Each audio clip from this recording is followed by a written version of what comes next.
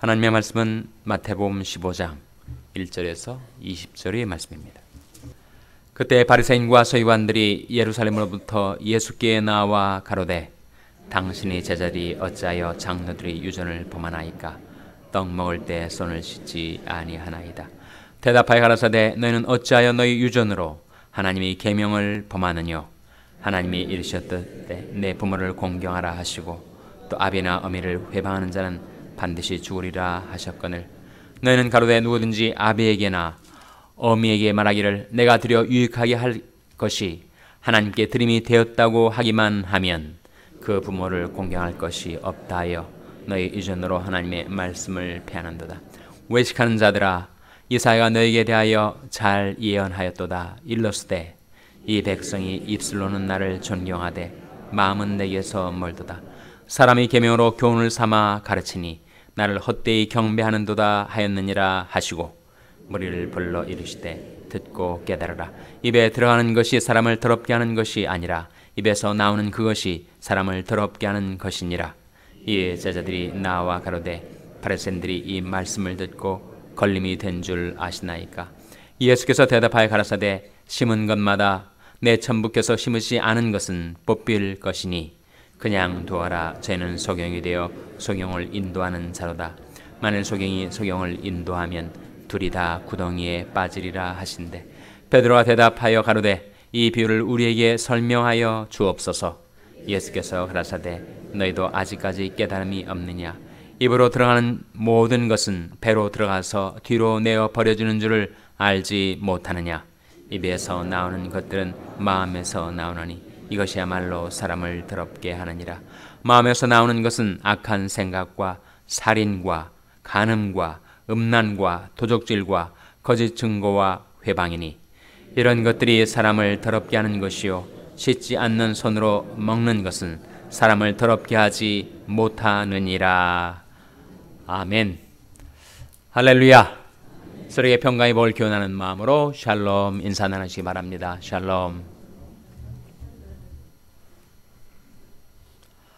오늘 본 말씀은 예수님과 유대 종교 지도자들 간의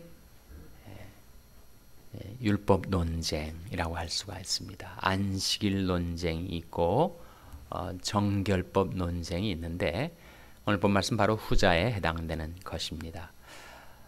제자들이 밥을 먹을 때 손을 씻지 않고 먹는 것을 유대 종교 지도자들이 본 거예요. 그래서 예수님한테 와가지고 어떻게 당신의 제자들은 밥을 먹으면서 손도 안 씻고 먹어가지고 장로들이 유전을 범하는 것입니까? 예수님에게 비난을 하는 거예요. 유전이 뭐죠? 유전은 tradition, 전통을 말합니다.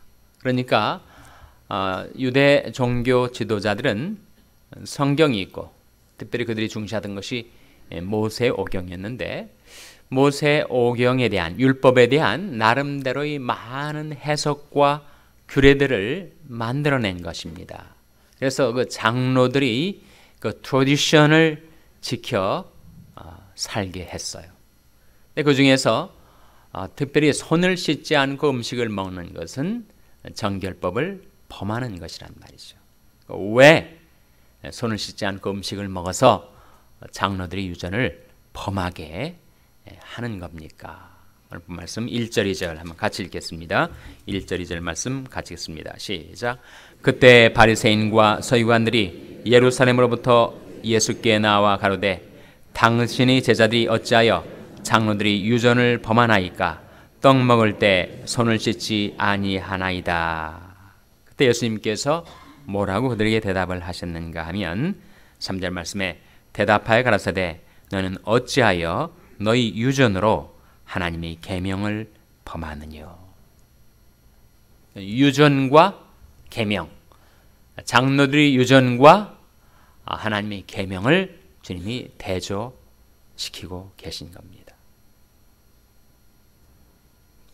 제자들이 손을 안 씻고 밥을 먹는 것이 장로들이 유전을 거스르는 것이 되었다 할지라도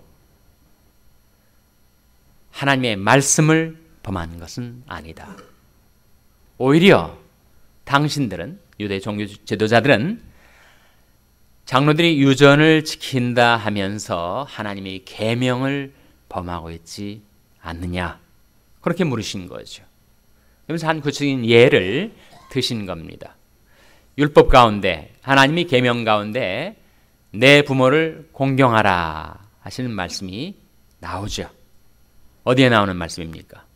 10계명. 몇 번째 계명이죠? 제 5계명이죠.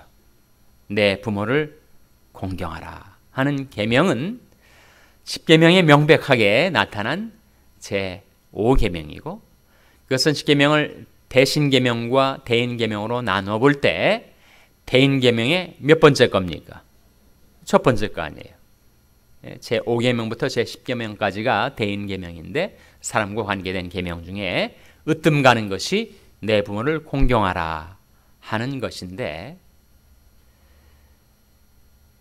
유대 종교 지도자들이, 장로들이 유전을 지키라고 백성들에게 그것을 부과하는 가운데 오히려 역설적으로 그 유전을 지키다가 하나님의 계명을 범하게 만들게 되었다는 거예요. 바로 고르반 이야기입니다. 고르반. 그러니까 내 부모를 공경하라, 그렇게 하나님은 말씀했는데, 장로의 유전에 따르면 자기가 부모를 공경할 물질을 하나님께 바쳤다. 고르반이죠. 바쳤다. 그러니까 하나님께 바친 그 물건, 그 재물을 하나님께 바쳤으니 더 이상 그 재물을 가지고 부모를 공경하지 않아도 된다. 하나님을 공경하기 위해서 재물을 바쳤기 때문에 그 사람은 부모를 더 이상 공경하지 않아도, 그 물질을 가지고 부모를 공경하지 않아도 하나님께 그 재물을 바쳤으니 그 사람은 괜찮은 것이다. 언뜻 보면 더 신앙적인 것 같고, 더 헌신적인 것 같고, 더 하나님을 잘 공경하는 것 같은 유전으로 보이지만, 그것은 사실 명백하게 나타난 내 부모를 공경하라 하시는 하나님의 계명을 범한 것이라는 말씀입니다. 좀 더 보시면 4절에 하나님이 이르셨으되 내 부모를 공경하라 하시고 또 아비나 어미를 회방하는 자는 반드시 죽으리라 하셨거늘, 너희는 가로되 누구든지 아비에게나 어미에게 말하기를 내가 드려 유익하게 할 것이, 즉 부모님을 유익하게 할 것이 하나님께 드림이 되었다고 하기만 하면 그 부모를 공경할 것이 없다. 부모 공경의 의무를 면제받는다 라고 유전으로 가르쳐서 그 장로들이 유전을 가지고 하나님의 말씀을 패하게 하였다는 거죠.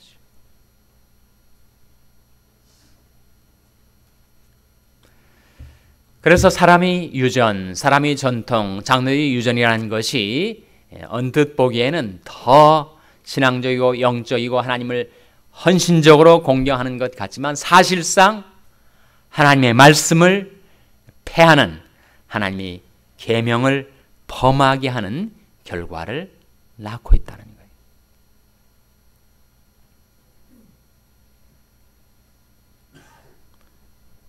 여기 계신 분들은 부모님이 더 이상 이 세상에 살아계시지 않는 분들이 많으실 겁니다. 또 부모님이 아직 생존해 계신 분들도 계실 거예요. 그래서 내 부모를 공경하라 하는 말씀 가운데 실제로 우리 삶 속에 적용해야 할 것은 노년에 이르신 부모님이 생활을 도와주라 하는 거죠. 실제로 금액이 얼마이든지 간에 부모님이 노후 생활을 위해서 물질을 드리는 것, 그것이 부모 공경의 실제적인 도라하는 것입니다. 그런데 장로의 유전을 잘 지킨다고 자기가 부모님을 공경할 그 물질을 하나님께 드렸으니 더 이상 나는 부모 공경의 의무를 지키지 않아도 된다라고 말한다면 그것은 장로의 유전을 가지고 하나님이 계명을 범하는 것이 된다는 것입니다. 그러면서 주님께서는 다시 그 유대 종교 지도자들이 제기했던 그 본래의 문제를 주님께서 다루십니다. 그것은 손 씻지 않고 밥 먹는 것. 그것은 하나님 앞에서 본다면, 하나님의 말씀에 비추어 본다면 그것은 전혀 문제가 아니다. 위생적인 문제는 될 수 있겠죠. 오늘날도 모든 병의 한 절반 이상은 손만 잘 씻어도 걸리지 않는다고 하지 않습니까? 그러나 그것은 위생적인 문제지 하나님이 계명, 영적이고 신앙적인 문제는 아니라는 거예요. 손 씻지 않고 밥을 먹는다고 그것이 사람을 더럽게 하는 것이 아니다. 사람을 더럽게 하는 것은 오히려 입에서 나오는 것이다. 밖에서 들어오는 음식은 입으로 들어가고 뱃속으로 갔다가 뒤로 나가는 것이지만 그 손 씻지 않고 먹은 음식이 사람을 결코 더럽힐 수 없지만 사람이 속에서 나오는 것, 그것이 사람을 더럽히는 거다라고 말씀을 하셨을 때 사람이 속에서 나온다는 것이 어디에서 나오는 걸 말하는 겁니까? 마음에서 나오는 거죠. 마음에서. 제자들이 언뜻 주님의 말씀을 깨닫지 못해서 좀 설명해 달라고 주님께 부탁을 드리니까 주님께서 자세히 설명을 해 주시는 겁니다.